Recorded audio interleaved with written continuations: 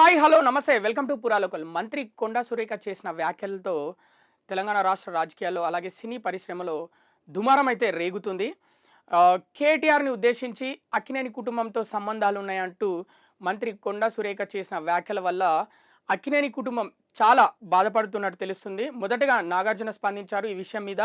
మేము రాజకీయాలకు దూరంగా ఉంటున్నాము, అనవసరంగా మమ్మల్ని రాజకీయాల్లోకి లాగొద్దు, మా కుటుంబాన్ని మా వ్యక్తిగత విషయాలకి రాజకీయాలతోటి లింక్ పెట్టొద్దు అని నాగార్జున స్పందించారు. కానీ నాగార్జున వైఫ్ అమల మాత్రం చాలా ఘాటుగా స్పందించింది. నువ్వు మనిషివా రాక్షసివా, ఒక మహిళవై ఉండి ఇంకో మహిళ పట్ల ఎలా మాట్లాడగలుగుతున్నావు ఇలా? రాహుల్ గాంధీని కూడా ట్యాగ్ చేసి మీ రాజకీయ నాయకులకు నేర్పిస్తున్న రాజకీయం ఇదేనా మీరు? మేము అక్కడికి వచ్చి కలుస్తాం మిమ్మల్ని, అధిష్టానం దగ్గరికి వచ్చి మేము కలిసి మేము తాడో పేడో తేల్చుకుంటామంటూ చాలా సీరియస్గా అమలు అయితే ఘాటుగా రిప్లై ఇచ్చింది. మరోవైపు అక్కినేని నాగ చైతన్య అలాగే సమంత మేమిద్దరం పరస్పర అంగీకారంతో విడిపోయాము, సామరస్యంగానే విడిపోయాము. మేము విడిపోయేటప్పుడు ఎలాంటి బాధ లేకుండానే విడిపోయామని వాళ్ళు చాలా క్లియర్గా చెప్పడం జరిగింది. ముఖ్యంగా సమంత అయితే సినీ పరిశ్రమలో మహిళలు రాణించాలంటే వాళ్ళకి చాలా శక్తి ఉండాలి, ఎంతో శక్తి ఉంటేనే కానీ సినీ పరిశ్రమలో రాణించలేరు. అలాంటిది మీరు సినిమా పరిశ్రమలో పనిచేసే మహిళలను అంత చిన్న చూపు ఎలా చూస్తారు అంటే ఆమె కూడా ఘాటుగా స్పందించింది. మరోవైపు సినిమా పరిశ్రమ నుంచి పెద్దలు అందరూ ఈ విషయం పైన చాలా సీరియస్గా రియాక్ట్ అయ్యారు. మెగాస్టార్ చిరంజీవి, దగ్గుపాటి వెంకటేష్, అలాగే పెద్ద హీరోలైన వెంకటేష్, జూనియర్ ఎన్టీఆర్, నాని, మా అసోసియేషన్ అధ్యక్షుడు మంచు విష్ణు, చాలామంది హీరోలు, ఆర్టిస్టులు కూడా ఈ విషయం పైన చాలా సీరియస్ అయ్యారు. సినిమా పరిశ్రమ అంటే అంత చిన్న చూపా మీకు? ఎక్కడ ఏది జరిగినా సినీ పరిశ్రమతోటి ముడిపెడతారు.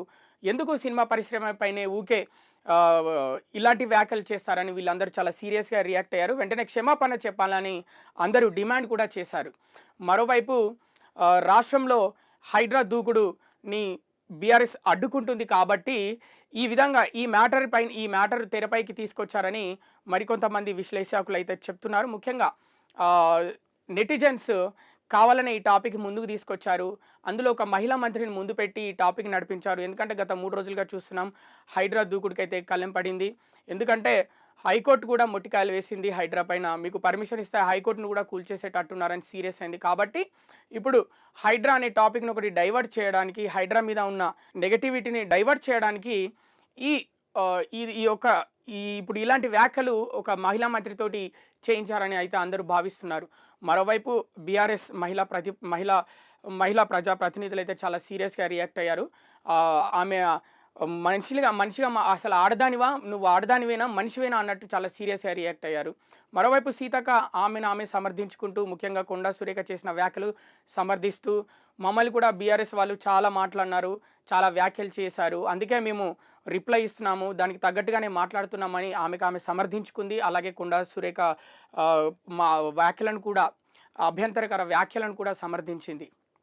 అలాగే చివరిగా మాట్లాడుకుంటే కేటీఆర్ అయితే అందరికంటే చాలా సీరియస్ అయ్యారు. కొండా సురేఖకైతే కేటీఆర్ లీగల్ నోటీసులు పంపించారు, క్షమాపణ చెప్పాలని డిమాండ్ కూడా చేశారు, లేకుంటే పరువు నష్టం కేసు వేస్తానని కూడా హెచ్చరించారు. సో చూద్దాం మరి ఆయన ఈ విధంగా డిమాండ్ చేశారు. మరి కొండా సురేఖ ఏ విధంగా స్పందిస్తుంది ఈ విషయం మీద చూద్దాం. మరి రానున్న రోజుల్లో తెలంగాణ రాజకీయాలు ఏ విధంగా మారబోతున్నాయి? అప్పటి వరకు చూస్తూనే ఉండండి పురా local, your choice for local voice.